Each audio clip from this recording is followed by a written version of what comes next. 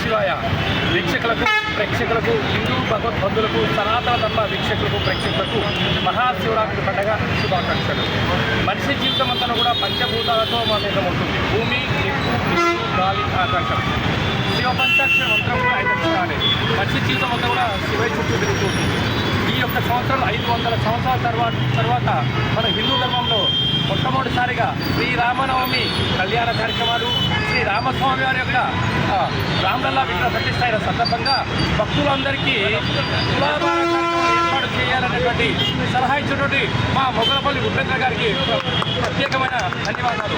ఎందుకనగా మనిషి జీవితమే కొంతకాలం, ఆ ఉన్నంత కొంతకాలమైన తిరుమల వెంకటేశ్వర స్వామి దగ్గర నాణ్యాలతో తులాభారం చేస్తారు లక్ష్మీ కటాక్షం కోసం.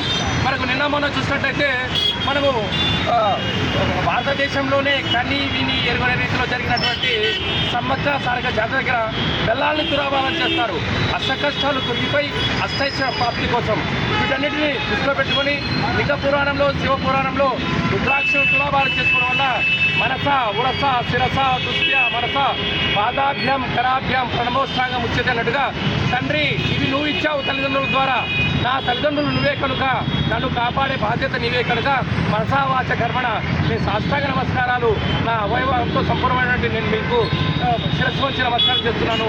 నా బరువు ఎంతైతే ఉంటుందో హర్షడైన కామ క్రోధ లోభ మదవ చర్యలను నన్ను తొలగింపచేసి జ్ఞాన జ్యోతిని వెలిగించి ఈ యొక్క మహాశివరాత్రి యొక్క ఆశీస్సులు పొందవాలి అని చెప్పి ఆ స్వామి ఆశీస్సులు కోసమే తులాభారం ఏర్పాటు చేయడం జరుగుతుంది. ఈ తులాభారానికి మొగలపల్లి ఉపేంద్ర గారు వారి యొక్క సలహాలు సూచనలు వారు మమ్మల్ని వెనక ముందు ఉండి నడిపిస్తూ అన్ని విధాల ఆధ్యాత్మిక తీర్థయాత్ర కార్యక్రమాలు విజయం సాధించాలని మేము కూడా కోరుకుంటున్నాం. అందరము స్వామి గారి సేవలో పాల్గొందాం, రుద్రాక్షలో తులాభారం పాల్గొందాం.